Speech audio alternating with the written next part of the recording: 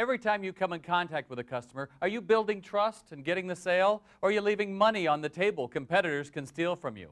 Hi, I'm Bob Phibbs, and I've studied what works and doesn't work when making a sale over the past 30 years. I've practiced and taught my successful techniques to hundreds of businesses and been able to double their sales. That's right, double their sales. Interested in how? Through training people how to sell. I'm about to present you with detailed sales and presentation exercises, as well as guidelines on how to train new hires and retrain your existing sales team. And finally, and most importantly, how to present your premium product or service in a friendly and relaxed manner. All too often during my speeches across the United States, I hear various people tell me they can't compete because someone else is selling their products cheaper. My purpose today is challenge you to take a bold look in the mirror to see how your business can compete. Because the reason you don't make more sales is looking right back at you from that mirror. And even if you don't have a retail store, and I know some of you may be judging, how much can you learn from the retail doctor? I guarantee you the sales process is the same. Whether you're going to other people's offices or homes, whether you're looking for venture capital for your new business, or you're just trying to convince your child to get better grades, these skills are applicable to all who are watching. In this cynical day and age, it's more important than ever to know how to make a sale in a professional and friendly manner. It's not simply a matter of luck.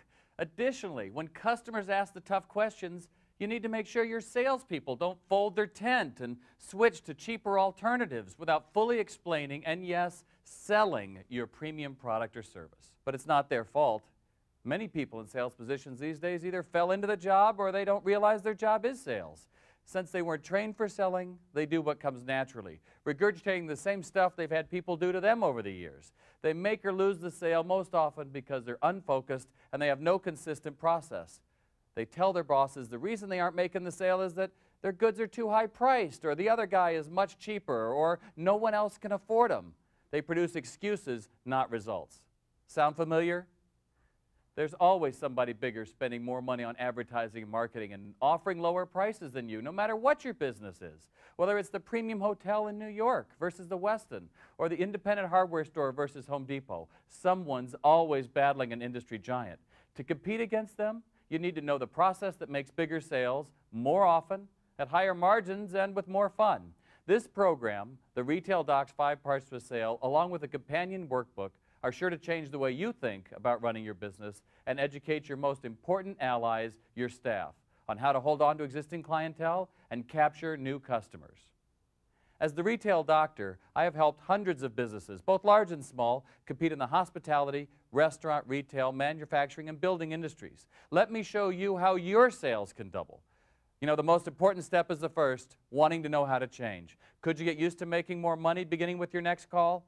If so, then let's get started.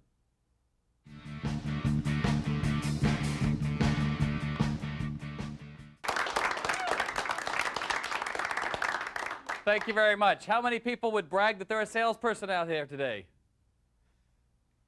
You know, this is the same wherever I go. Why not? What does sales mean to you? What would sales mean? Manipulative. Manipulative. Good. What else? Annoying. Annoying. Good. What else? Pushy. Pushy. Excellent. What else? Slime ball. Slime ball. Great. What else? Obnoxious. Obnoxious. Rejection. Yeah, exactly.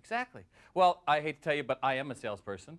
And that's all right because it doesn't hurt my feelings. When I was in 2nd grade, actually, I took all of the flowers out of my mom's garden, picked them one by one, put them on my little hand, went door to door, selling them for quarters, probably quarters and 50 cents. I was a little pushy at that time. It was great. Came back with my little Dixie cup full of change, proudly showed my mom, look what I did. She was mortified. She looked at me and said, well, you're going to take that money back tonight after dinner to every person you sold that to. Message to me was, sales is bad. And yet the funny thing is, my mom was a high school teacher. She was selling information to kids all day. My dad was a minister. He was selling religion all day. And yet the idea of sales was something bad. And I think that's what most of us share. Would you agree? Yeah, I mean, that's what we do. But of course, everything is selling. Everything we do is selling. And what you're going to learn today is the 5 parts to a sale. And what that does is it gives you an orderly process to know how to talk to people, make friends, build rapport, and ultimately make sales. Are you interested?